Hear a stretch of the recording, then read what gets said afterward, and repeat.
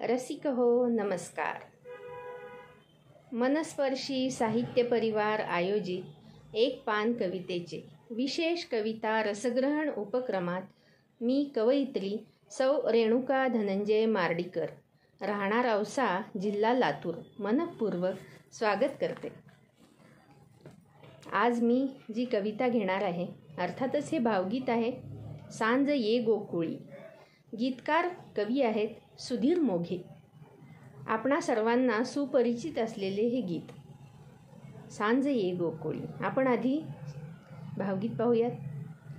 सांज ये गोकुळी सावळी सावळी, सांज ये गोकुळी सावळी सावळी, सावळ्याची जणू सावली.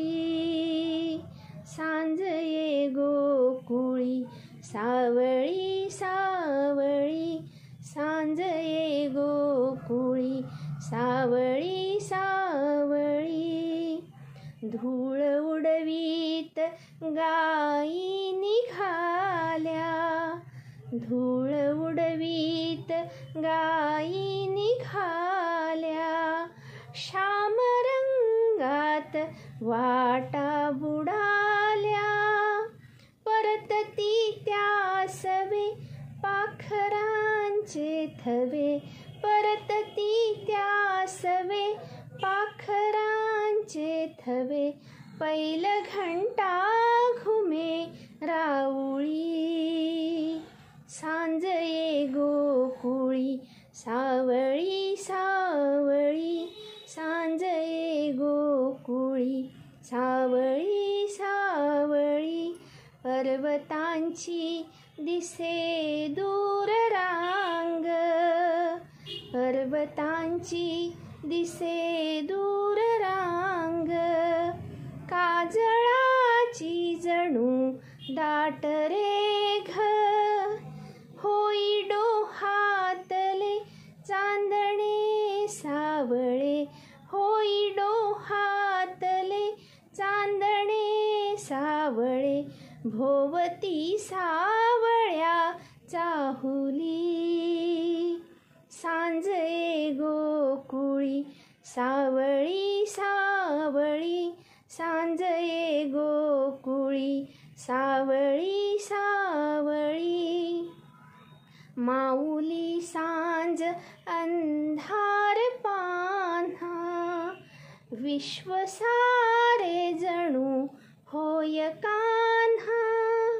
माऊली सांज अंधार पान्हा, विश्व सारे जणू होई कान्हा. मंद वाऱ्यावरी वाहते बासरी, मंद वाऱ्यावरी वाहते बासरी, अमृताच्या जणू ओंजळी. सांज ये गोकुळी सावळी सावळी, सावळ्याची जणू सावली. सांज ये गोकुळी सावळी सावळी.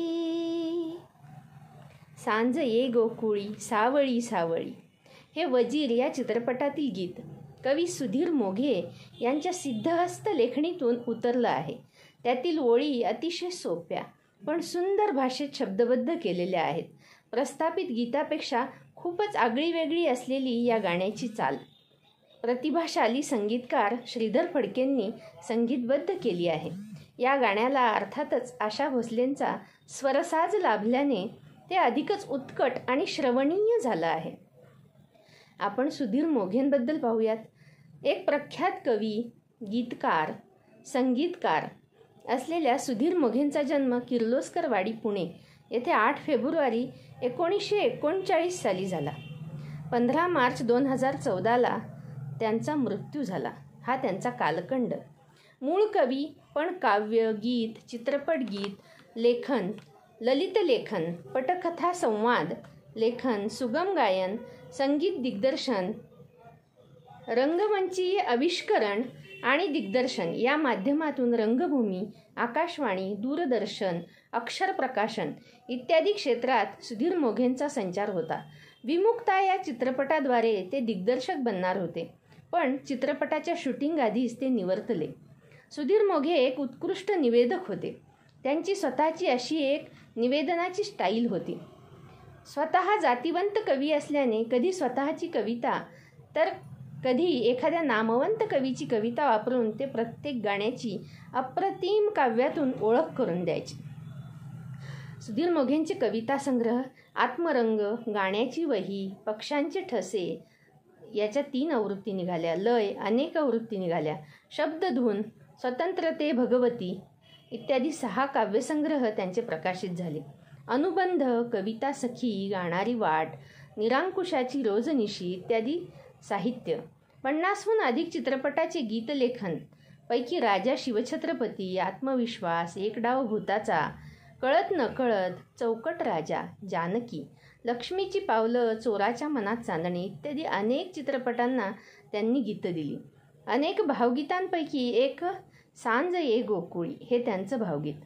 अनेक गीतांना संगीत दिले पैकी भन्नाट रानवारा, मस्तीत शीळ घाली, रानच्या पाखरांची रानात भेट झाली, माझे मन तुझे झाले, रंगुनी रंगात साऱ्या, रंग माझा वेगळा इत्यादी. दूरदर्शन मालिका, हिंदी मालिका, हिंदी चित्रपट, मराठी चित्रपट यांचे संगीत दिग्दर्शन त्यांनी केले.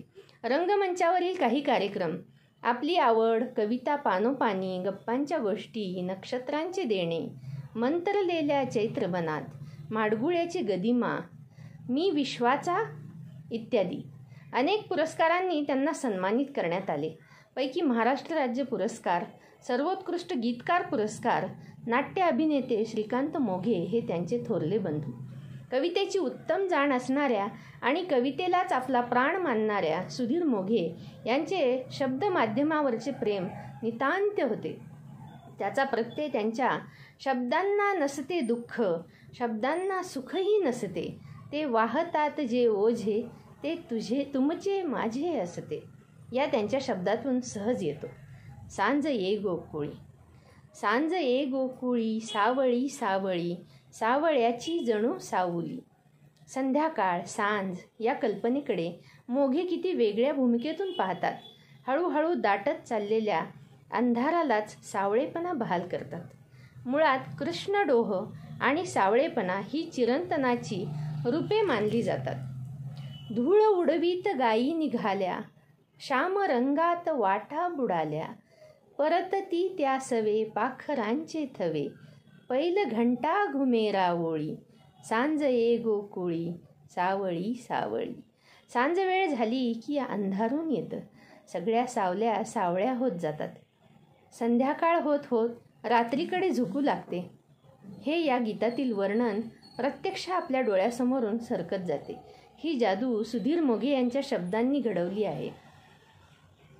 साधं सोपं वाटलं तरी काहीशा अवघड चालीचं हे गीत ऐकताना आशा भोसले यांचा गोड आवाज आपल्या मनावर गारूड घालत जातो आणि आपण शब्दरंगात अगदी न्हाऊन निघतो, नाही का?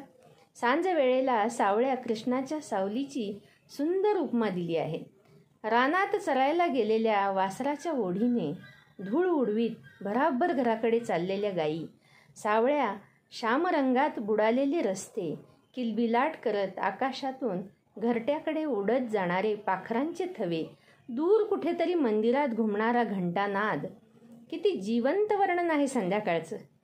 पर्वताची दिसे दूर रांग, काजळाची जणू दाट रेघ, होई डोहातले चांदणे सावळे, भोवती सावळ्या चाहुली, सांज ये गोकुळी, सावळी सावळी.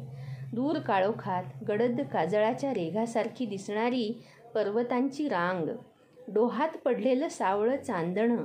किती सुंदर कल्पना आहे पहा. बाहेरून अंधार, सावळेपणा, खोलपणा दिसत असला तरी त्याच्याशी तादात्म्य पावल्यानंतर तो चैतन्याचा प्रकाश दिसणार आहे. मूर्तिमंत उजेडाची अनुभूती येणार आहे. प्रचितीच्या पुढे जाऊन प्रतीतीचे तेजस्वी दरवाजे उघडले जाणार आहेत असे आश्वासन नव्हे तर वचन त्यात आहे. या प्रतीतीची ओढ मोघ्यांच्या कवितेत आहे. माऊली सांज अंधार पान्हा, विश्व सारे जणू होय कान्हा. मंद वाऱ्यावरी वाजते बासरी, मंद वाऱ्यावरी वाजते बासरी. अमृताच्या जणू ओंझळी, सांज ये गोकुळी सावळी सावळी. माऊली सांज जणू अंधार पान्हा झाली आहे आणि हे विश्व जणू कान्हा झाला आहे. या साऱ्याला अमृताच्या ओंजळी उधळीत जात मंद वाहणाऱ्या वाऱ्याच्या बासरीची उत्तम साथ लाभली आहे. किती अप्रतिम कल्पना आहे कवीची. सावळेपणाची सावळेपणाचा भारतीय संदर्भही समजून घेतला पाहिजे. सावळ्या रंगामध्ये एक प्रकारचे आकर्षण आहे, निमंत्रण आहे, नियंत्रण आहे, उत्कटता आहे, भावुकता आहे. गोऱ्या रंगाला नुसता विस्तार आहे, तर सावळ्या रंगाला खोली आहे. म्हणूनच आपल्या देशात श्रीरामाला आणि श्रीकृष्णाला गोरं न करता सावळं रूप दिलं आहे. सावळेपणाचं हे तत्त्वज्ञान अनेक प्रतिमा आणि प्रतीकातून मोघ्यांच्या कवितेत सातत्याने डोकावते आणि त्या कवितेला अर्थाच्या नव्या छटा देते. रसिक हो, माझे रसग्रहण आपणास आवडल्यास नक्की लाईक करा, शेअर करा, सबस्क्राईब करा आणि कमेंट करायला विसरू नका. धन्यवाद.